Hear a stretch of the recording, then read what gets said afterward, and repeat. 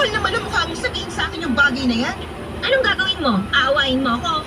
Baka nakakalimutan mo, ate mo ako. Wala kang respeto. Ate nga kita pero nakakasawa ka ng kasama. Mabuti pa lalayas na lang ako. Magkanya-kanya na tayo.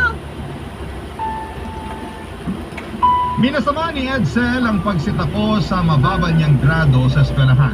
Kaya nagalit siya sa akin at naglaya siya ng araw din yun. Alalang-alala ang mga magulang namin lalo na noong hindi agad siya nakita ni nanay at tatay.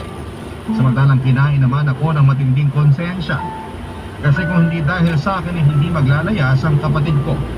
Kaya naman tumulong na rin po ako sa paghahanap sa kanya.